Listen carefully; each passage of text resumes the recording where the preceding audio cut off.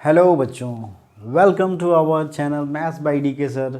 सो बच्चों, आपका जो है क्लास 12th में स्वागत है और साथ ही साथ हमारे इस चैनल पे स्वागत है। इस चैनल पे हम लोग जो है क्लास 12th के मैथ्स को पढ़ेंगे, जिसमें हम लोग चैप्टर 1 से लेकर चैप्टर 13 तक यानी पार्ट 1 पार्ट 2 दोनों बुक्स को हम यहाँ कंप्लीट करेंगे, जिसमें हम लोग थियोरीज थ्योरम्स और जो भी थियोरीज हैं उनकी एक्सप्लेनेशंस, जो भी हमारे पास फॉर्मूलेज हैं उनके प्रूफ्स, साथ ही साथ एक्सरसाइज है उनके सॉल्यूशंस को यहाँ पे करेंगे। ठीक है, तो हमारे साथ ये बने रहिए। और हम लोग जो है चैप्टर 1 से स्टार्ट करेंगे। तो पार्ट 1 ये जो आपका बुक है, ये एनसीईआरटी की बुक है, 2 पार्ट्स में डिवाइड हुई है 12th की, जो कि पार्ट 1 और पार्ट 2 में डिवाइडेड है। पार्ट 1 में टोटल 6 चैप्टर्स हैं और पार्ट 2 में टोटल 7 चैप्टर्स हैं। ठीक है, तो चैप्टर 1 जो सबसे स्टार्ट होता है सबसे पहले वो है रिलेशन एंड फंक्शंस। तो ये हमने यहाँ पे नोट आउट कर कुछ पॉइंट यहाँ पे लिख रखा है पहले ही कि हमें क्या क्या पढ़ना है। तो देखिए पॉइंट्स हमें क्या क्या पढ़ने हैं। Topics to study in this chapters are introduction. सबसे पहले हम लोग इंट्रोडक्शन देखेंगे कि एक्चुअली में रिलेशन एंड फंक्शन के बारे में हम लोग थोड़ा सा इंट्रोडक्शन देख लेंगे। उसके बाद टाइप्स ऑफ रिलेशंस देखेंगे।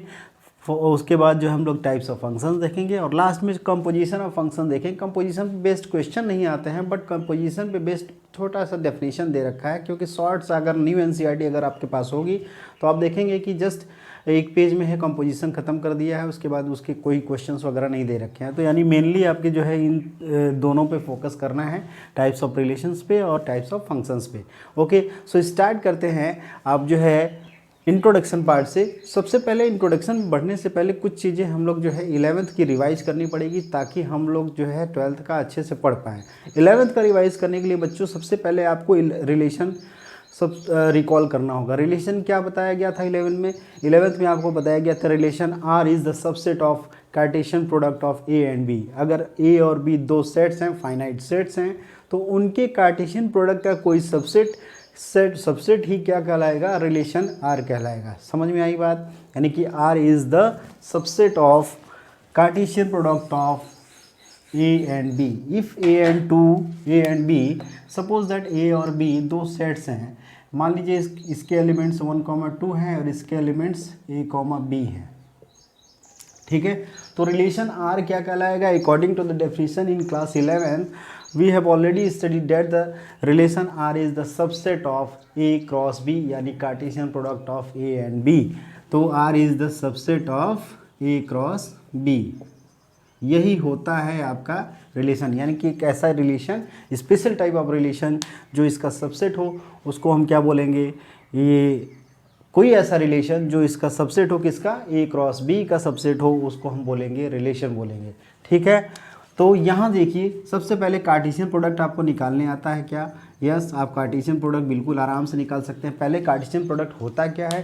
Cartesian product is the set of all possible order pairs form by using the elements of set A and set B, where the first element of each ordered pair will be taken from the set A and second element of the ordered pair will be taken from the set B। समझ में आ रही बात? यानी कि actually में जो A cross B क्या होता है, यानी कार्टेशियन प्रोडक्ट क्या होता है, ये सारे के सारे जो पॉसिबल ऑर्डर्ड पेयर्स हैं उनका सेट होता है, उसी को हम कार्टेशियन प्रोडक्ट बोलते हैं। ऑर्डर्ड पेयर क्या होता है? ऑर्डर्ड पेयर ये होता है कि किसी भी स्मॉल ब्रैकेट में अगर दो नंबर्स को लिख दिया जाए सेपरेट, कॉमा से सेपरेट करके, तो इसको हम ऑर्डर्ड पेयर बोलते हैं। ऐसा ऑर्डर्ड पेयर क्यों बोला जाता है?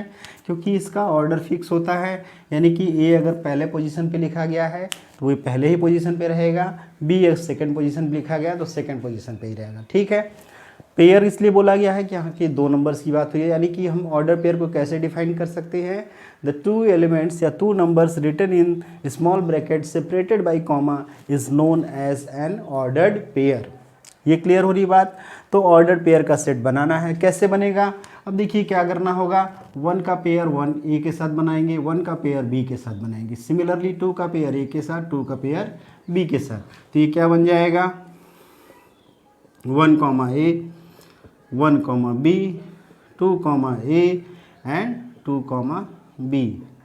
जैसा कि मैंने अभी आपको बताया कि ऑर्डर पेयर में क्या होता है, फर्स्ट एलिमेंट जो है सेट ए के होते हैं, सेकंड एलिमेंट सेट बी के होते हैं। तो फर्स्ट एलिमेंट इनमें चेक कर लिए 1 1 2 2, तो ये क्या है, सेट ए के एलिमेंट्स हैं, ए बी सेट बी के एलिमेंट्स हैं। तो ये टोटल आपका जो क्या बन गया, कार्टेशियन प्रोडक्ट बन गया। अब देखिए आर जो है कोई भी सबसेट, सबसेट का मतलब सपोज दैट आर मैंने ये लिख दिया 1 ए एंड 2 ए, आर हमने ये लिख दिया 1 ए 1 बी एंड 2 ए, हमने ये लिख दिया R is equals to 1 A 1 B 2 A 2 B, ठीक है।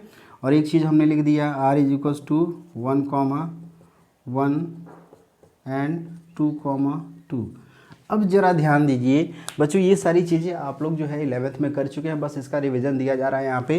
ज़रा देखिए ये कार्टेशियन प्रोडक्ट निकाले तो according to the definition if R is the subset of A cross B then R is known as a relation. अगर आर सबसेट है किसका, ए क्रॉस बी का, तो आर रिलेशन कहलाएगा। तो ध्यान दीजिए इसको ज़रा चेक करिए 1 सबसेट का मतलब क्या होता है, means the every element of set A belongs to set B, यानी कि अगर मैं बोल रहा हूँ कि R is the subset of A cross B, इसका मतलब आर के सारे एलिमेंट किस में होने चाहिए, ए क्रॉस बी में होने चाहिए। एलिमेंट्स क्या होते हैं, एलिमेंट्स जो कॉमा से सेपरेट किए गए हैं यही सारे तो एलिमेंट हैं, यानी कि यहाँ पे एलिमेंट ऑर्डर पेयर के फॉर्म में है। तो ऑर्डर पेयर के फॉर्म में जो एलिमेंट्स हैं उनको हम चेक करेंगे। तो ज़रा चेक करते हैं, फर्स्ट वाले रिलेशन को चेक करते हैं 1 ए 2 ए, ज़रा चेक करिए क्या इसमें है क्या, यस 1 ए 2 ए, 1 ए भी है 2 ए भी है, तो इसका मतलब ये रिलेशन हो गया, ठीक है। उसी तरह 1 ए 1 बी 2 ए, ये भी रिलेशन हो गया। ये भी देखिए 1 ए 1 बी 2 ए 2 बी, ये भी रिलेशन हो गया। ज़रा इसको चेक करिए 1 1 2 में ये नहीं है, ये रिलेशन नहीं है, ये रिलेशन नहीं है, मतलब 1 का रिलेशन 1 से नहीं है, 2 का रिलेशन 2 से नहीं है। तो ये हमारे इस तरीके से हम रिलेशन को बताते हैं कि रिलेशन क्या है, relation is the subset of Cartesian product of A and B, ठीक है। अब यहाँ से ज़रा देखिए कुछ चीज़ें हम लोग देखेंगे। सपोज दैट एग्जाम्पल ले लेते हैं,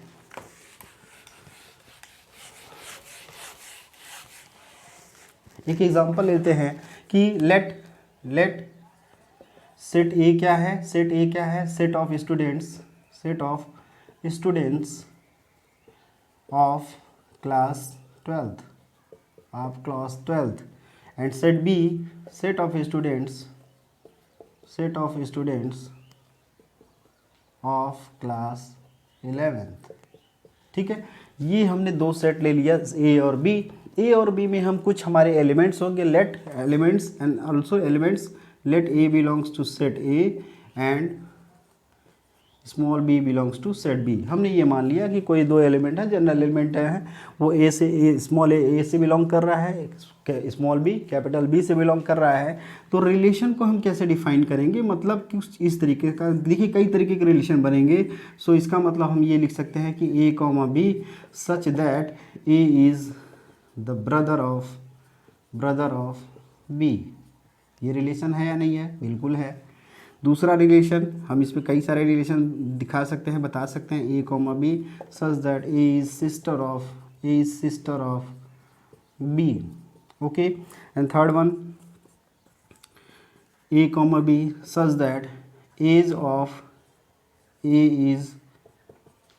is greater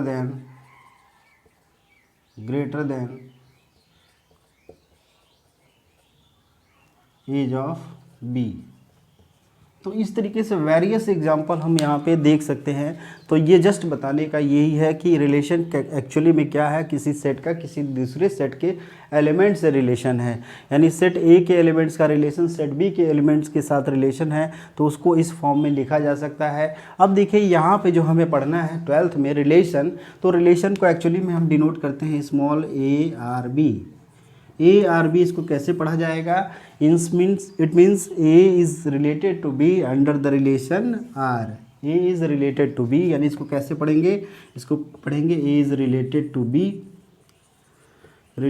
B under the relation are.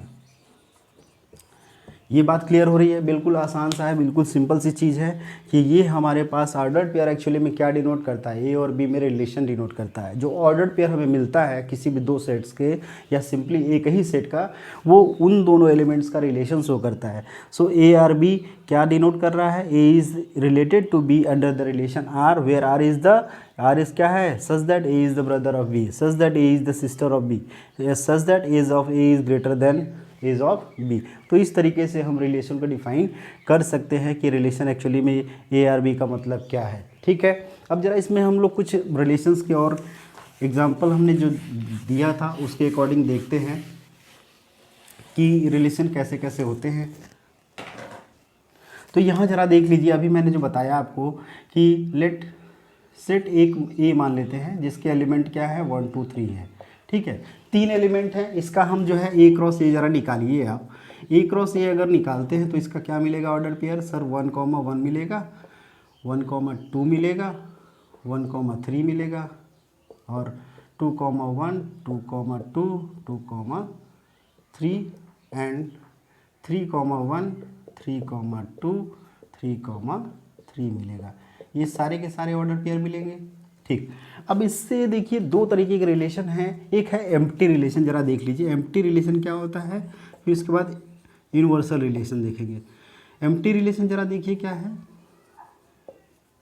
Empty relation को यहाँ पे देखिए, एम्प्टी रिलेशन का मतलब क्या हुआ कि no element of A is related to element of set A, यानी कि उसका यानी 1 का 1 के साथ या 2 के साथ या 3 के साथ रिलेशन नहीं होना चाहिए।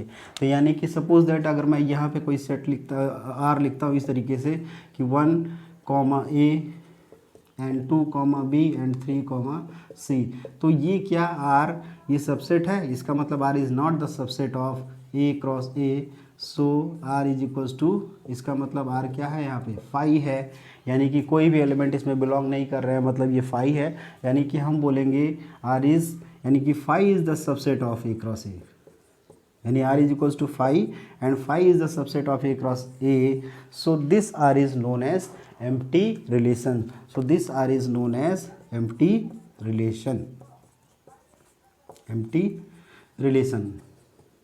कोई और एग्जांपल ले लेते हैं जरा, इसमें देख लेते हैं कि एग्जांपल लेके आपको बताते हैं हम।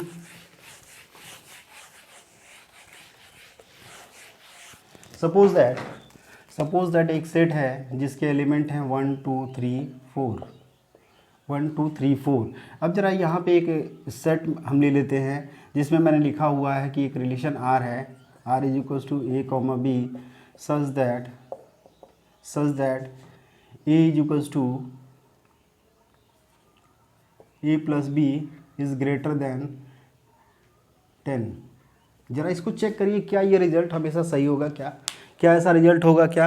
ये देखिए A plus B, A and B are both the elements, where A and B are both the elements of set A. ध्यान दीजिए, एक हमने रिलेशन लिखा हुआ है, रिलेशन को लिखने का फॉर्म यही है जो कि हमने पहले बता दिया, या पहले पढ़े भी हुए हैं कि रिलेशन को कैसे लिखा जा रहा है, उनको सेट बिल्डर फॉर्म में इस तरीके से लिखा जाता है। ऑर्डर पेयर सच दैट, जो स्टेटमेंट है वो लिखेंगे, यानी कि A comma B order pair में लिखा, such that A plus B is greater than 10, where A and B are the elements of set A. अब A and B are elements of set है, तो ये 1 भी हो सकता है, दोनों 1 हो सकते हैं, दोनों 2 हो सकते हैं, दोनों 3 हो सकते हैं, दोनों 4 हो सकते हैं, कोई भी एलिमेंट हो सकता है।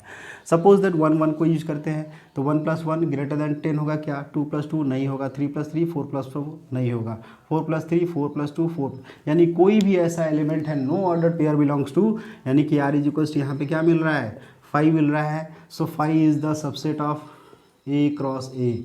ये ऐसा तो होता ही है क्योंकि हमें पता है कि empty set is the subset of all set, so 5 is the subset of A and R is equals to 5, so ये क्या हो जाएगा एम्प्टी रिलेशन हो जाएगा। ऐसे रिलेशन को हम क्या बोलते हैं, एम्प्टी रिलेशन बोलते हैं। क्लियर है? दूसरा एग्जांपल देख लेते हैं हम लोग, दूसरा देखते हैं यूनिवर्सल रिलेशन। यूनिवर्सल रिलेशन क्या होता है? यूनिवर्सल रिलेशन देखिए क्या होता है, यूनिवर्सल रिलेशन इसी पे हम लोग अगर देख लेते हैं, हम लोग अब एक कंडीशन में लिखता हूँ कि if R is equals to A comma B such that A minus B mod A minus B is greater than और इक्वल टू 0। जरा चेक करिए क्या बच्चों, इसमें जितने भी ऑर्डर पेयर बनेंगे क्या सभी इसको सेटिस्फाई करेगा या नहीं करेगा? बिल्कुल करेगा। जरा देखिए अब 1,1 यहाँ भी हमारा क्या है, is the element of set A. 1,1 1 - 1 0 mod 0 greater than equal 0 satisfy कर रहा है। 2,2 2 - 2 सेटिस्फाई कर। 1 - 2 -1 मॉडलस +1 ये भी सेटिस्फाई करेगा। 2 - 1 यानी 2 - 1 1 हो जाएगा। 1 is greater than equal to 0 ये भी सेटिस्फाई कर रहा है। 4 - 3 -1 ये भी सेटिस्फाई कर रहे हैं, यानी सारे के सारे सेटिस्फाई कर रहे हैं। यानी R इज इक्वल्स टू क्या हो जाएगा, A क्रॉस A के बराबर आ जाएगा। जितने ऑर्डर पेयर आएंगे सब के सब सेटिस्फाई करेंगे। So it is the subset of A cross A। So this is known as universal relation. Universal relation. तो ये बात समझ में आ रही होगी, बिल्कुल आसान सा डेफिनेशन है, ये आप लोगों को समझ में आ रहा होगा। 11th का अगर आपने अच्छे से पढ़ा हुआ है तो ये टॉपिक्स अच्छे से समझ में आ जाएंगे आपको। ठीक है, तो हमने यहाँ पे देख लिया एम्प्टी रिलेशन क्या होता है, कि यानी कि no order pair belongs to the set Cartesian product of two sets या सेट A क्रॉस A। अगर ऐसा होता है यानी कि R इज इक्वल्स टू अगर 5 होता है तो एम्प्टी रिलेशन कहलाएगा। R is equals to A cross A हो जाता है या A क्रॉस B हो जाता है as per the given question.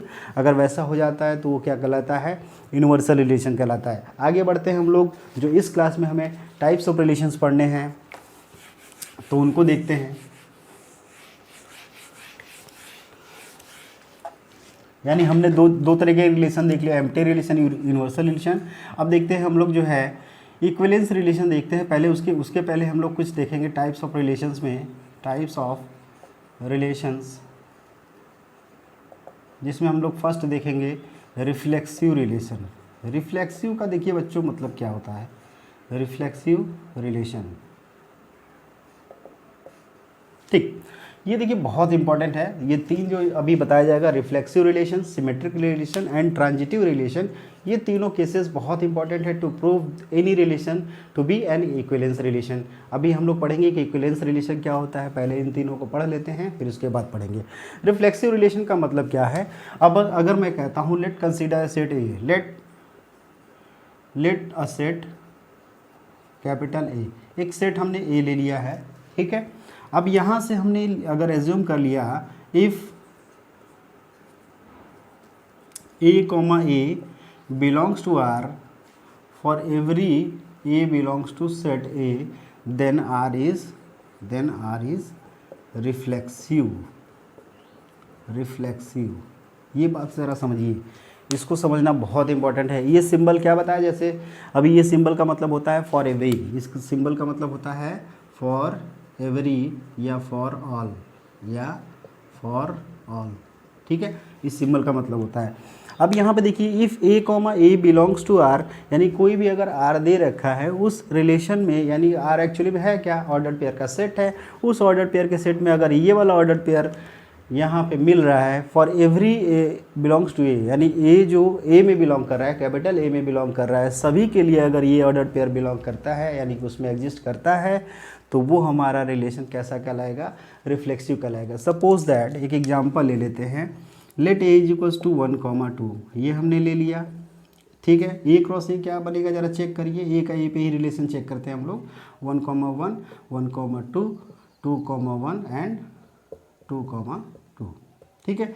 तो एक ऐसा रिलेशन जरा देखते हैं कि एक अगर मान लीजिए हमारे पास 1,1 और 2,2 एंड 1,2 ये दे रखा है, तो ये ज़रा देखिए ये रिलेशन हमारा कैसा होगा, रिफ्लेक्सिव होगा। यहाँ पे ध्यान देने वाली बात ये है कि जितने भी एलिमेंट्स उस सेट में दिए हों उन सभी एलिमेंट्स का सेम एलिमेंट के साथ वो ऑर्डर पेयर गिवन आर में होना चाहिए। रिफ्लेक्सिव होने के लिए सबसे बड़ी कंडीशन यही है बच्चों कि जो भी ऑर्डर पेयर हमको निकालना है उसमें ध्यान दें कि जिस एलिमेंट को हम ले रहे हैं उसी एलिमेंट के साथ रिलेशन उसमें होना चाहिए। यानी कि ऐसा ऑर्डर पेयर ढूंढे जिसमें दोनों के एलिमेंट सेम हों, यानी कि 1,1 2,2 और कौन कौन से एलिमेंट, जो सेट एट में जितने भी एलिमेंट्स हो सबका होना चाहिए। अगर एक भी मिसिंग है तो वो रिफ्लेक्सिव नहीं होगा, मतलब सारे के सारे एलिमेंट का इस तरीके का ऑर्डर पेयर यहाँ पे एग्जिस्ट करना चाहिए, ठीक है। अगर कोई एक भी मिसिंग होता है तो वो रिफ्लेक्सिव नहीं होगा। इसका मतलब ये क्या हो गया, ये रिफ्लेक्सिव हो जाएगा। ज़रा देखते हैं इसमें हम लोग एक और एग्जांपल देख लेते हैं, 1,2 एंड 2,2, ठीक है। यहाँ जरा बच्चों देखिए, यहाँ पे आपके पास 1,2 दिया हुआ है, 2,2 दिया हुआ है। बच्चे आप कहेंगे सर यहाँ पे 2,2 दिया हुआ है, इसके अकॉर्डिंग तो यही होना चाहिए। बट ये कह रहा है कि for every A belongs to A, जो भी ए सेट ए में है, यानी कि जो भी एलिमेंट हैं सबके लिए होना चाहिए। यानी कि सबके लिए मतलब 2 के लिए तो है लेकिन 1 के लिए नहीं है, तो ये रिलेशन रिफ्लेक्सिव नहीं होगा। This is not reflexive. Clear है, ये रिफ्लेक्सिव हो जाएगा और ये नॉट रिफ्लेक्सिव होगा। इतनी बात क्लियर हो गई। तो ये रिफ्लेक्सिव का डेफिनेशन है, बहुत ही आसान है, बहुत ही सिंपल है, ये आप समझ गए होंगे। ठीक है, सो इसको नोट डाउन कर सकते हैं आप। इसके आगे बढ़ते हैं हम लोग सेकेंड डेफिनेशन पे, सेकेंड रिलेशन पे, जो है सिमेट्रिक रिलेशन।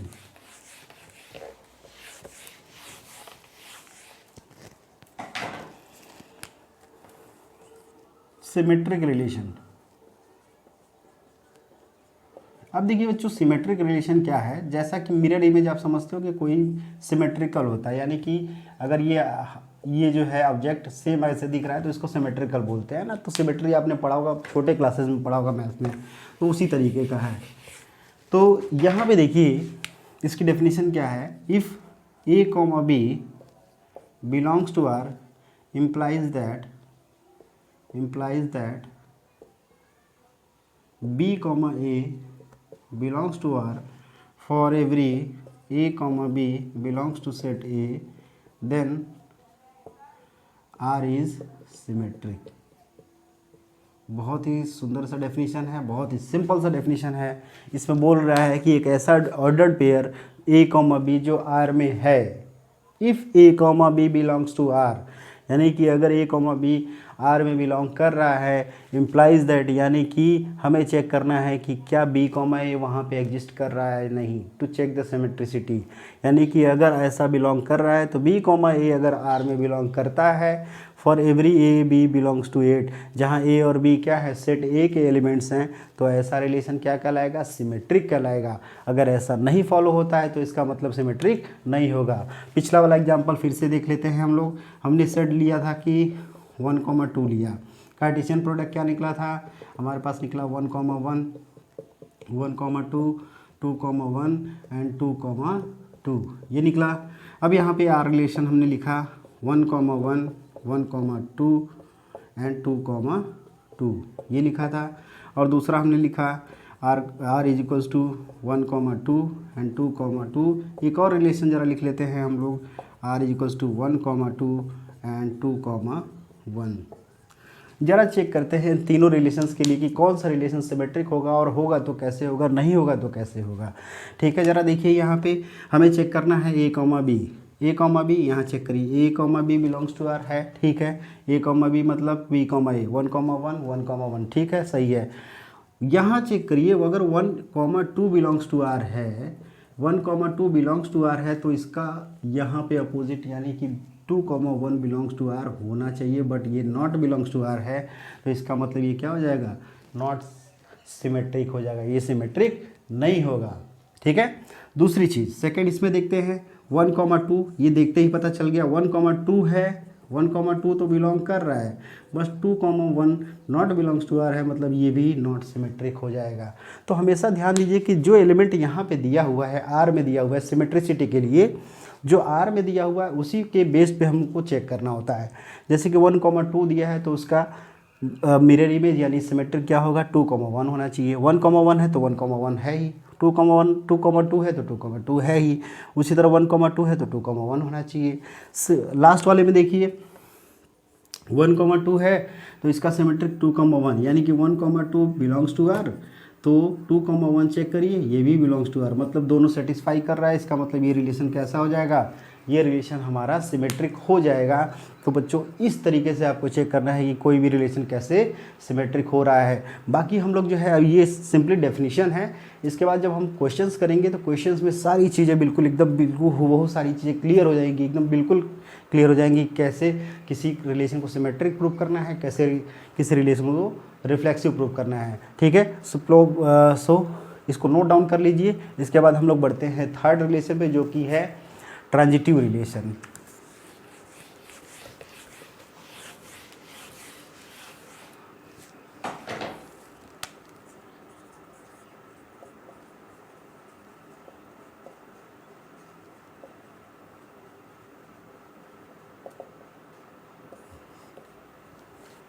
अब देखिए इसकी डेफिनेशन क्या है, if A comma B belongs to R and b comma c belongs to R implies that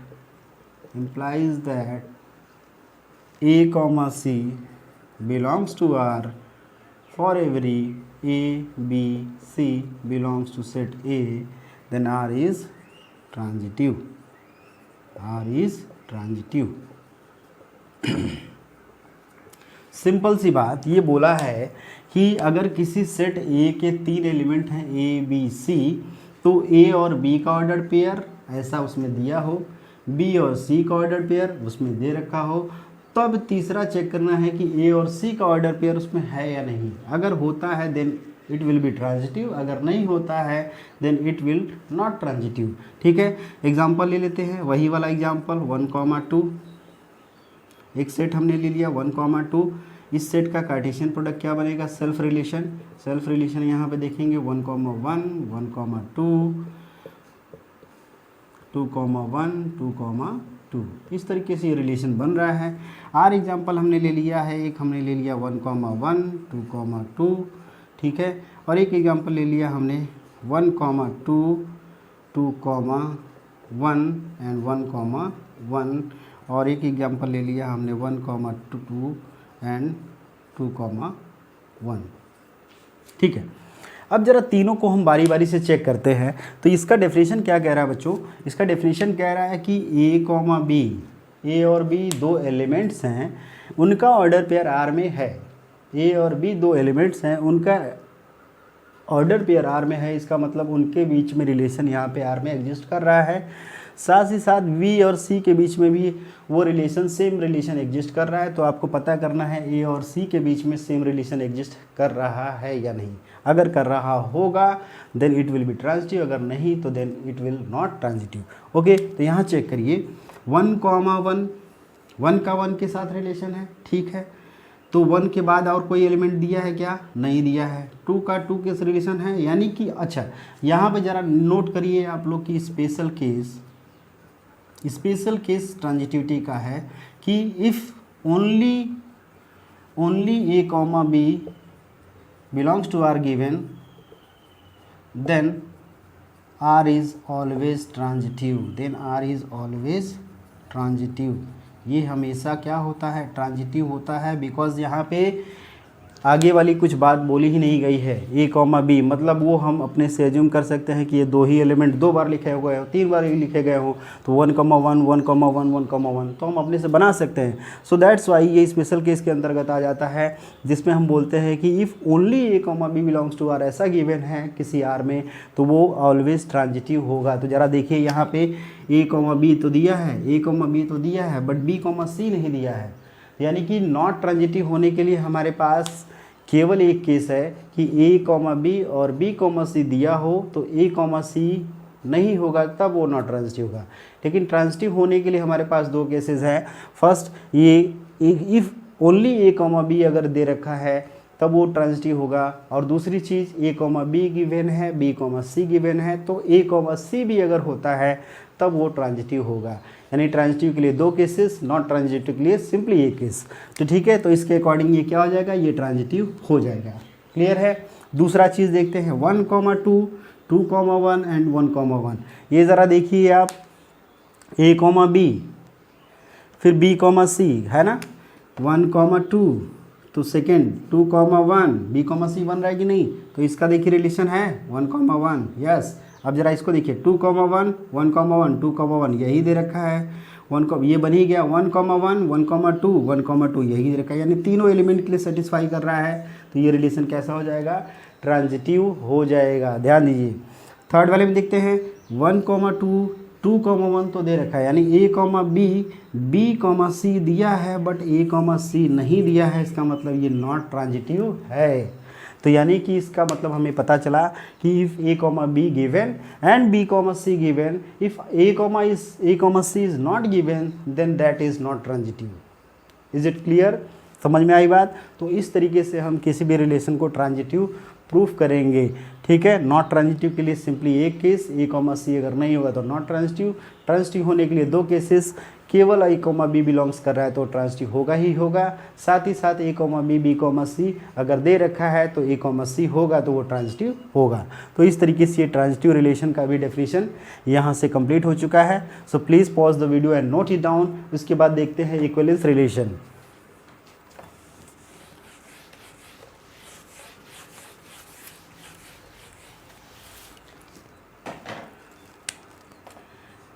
अब ये फाइनल है हमारा इक्विवेलेंस रिलेशन, जो कि इम्पॉर्टेंट है, इस पे बेस्ड हमारे क्वेश्चन आते हैं बोर्ड्स में। ठीक है। इक्विवेलेंस रिलेशन क्या होता है? A relation which satisfies all the three relations.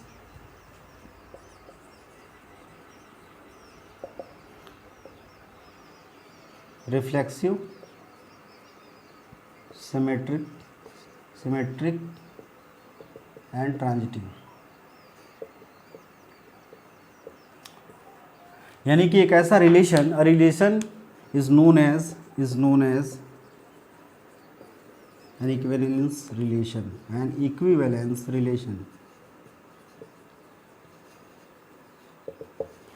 तो ये सिंपल सा डेफिनेशन है। इक्विवेलेंस रिलेशन के लिए बहुत बड़ी चीज़ नहीं है, सिंपली बोला है कि ऐसा रिलेशन यानी ऐसा आर जो तीनों रिलेशन को सेटिस्फाई कर रहा हो उसको हम इक्विवेलेंस रिलेशन बोलते हैं। बिल्कुल आसान सा है। तो यानी कि एक ऐसा रिलेशन जो रिफ्लेक्सिव और सिमेट्रिक और ट्रांजिटिव तीनों को सेटिस्फाई करेगा उसको हम इक्विवेलेंस रिलेशन बोलेंगे। अगर रिफ्लेक्सिव नहीं कर रहा है, बाकी दो कर रहा है, तब भी नहीं इक्विवेलेंस होगा। सिमेट्रिक कर रहा है, रिफ्लेक्सिव नहीं कर रहा है और ट्रांजिटिव नहीं कर रहा है, तब भी नहीं होगा। मतलब तीनों के तीनों रिलेशन को सेटिस्फाई करना चाहिए, तभी वो इक्विवेलेंस रिलेशन होगा। क्लियर है? तो हमने सारे डेफिनेशंस को देख लिया, टाइप्स ऑफ रिलेशंस देख लिया। ठीक है। तो यहाँ पे एक बार रिकॉल कर लेते हैं रिफ्लेक्सिव क्या है। रिफ्लेक्सिव के लिए हमने देखा कि if A comma A belongs to R then it is reflexive for every A belongs to A. Symmetric के लिए हमने देखा कि अगर A comma B belongs to R given है तो बी कॉमा ए आर होना चाहिए, आर में होना चाहिए, तब वो हमारा सिमेट्रिक होगा। ट्रांजिटिव के लिए क्या है कि ए कॉमा बी अगर आर में है और बी कॉमा सी भी आर में है तो ए कॉमा सी भी आर में होना चाहिए। ट्रांजिटिव के लिए, नॉट ट्रांजिटिव के लिए ए कॉमा सी नहीं होना चाहिए। स्पेशल केस क्या था कि केवल ए कॉमा बी दिया हो, बी कॉमा सी दिया ही नहीं है, तो वो स्पेशल केस के अंतर्गत आ जाता है और उससे हमारे ये रिलेशन ऑलरेडी ट्रांजिटिव हो जाता है। तो इस तरीके से आज का ये टॉपिक हम लोग का क्लियर फिनिश हो जाता है। तो बच्चों नेक्स्ट क्लास में हम लोग जो है कुछ एग्जाम्पल्स करेंगे और एक्सरसाइज करेंगे। ठीक है। तो आज की क्लास इतनी पे ख़त्म हो जाती है और अब वीडियोस अच्छी लग रही हो तो आप जो है बिल्कुल लाइक करिए, शेयर करिए, सब्सक्राइब करिए और अपने फ्रेंड्स के बीच में ज़्यादा से ज़्यादा शेयर करिए ताकि जो है इस वीडियोस का यानी इस लेक्चर्स का वो लाभ ज़्यादा से ज़्यादा एडवांटेज ले सके और ये जो है सारे टॉपिक को आसानी से क्लियर कर सके। Okay, so thank you everyone.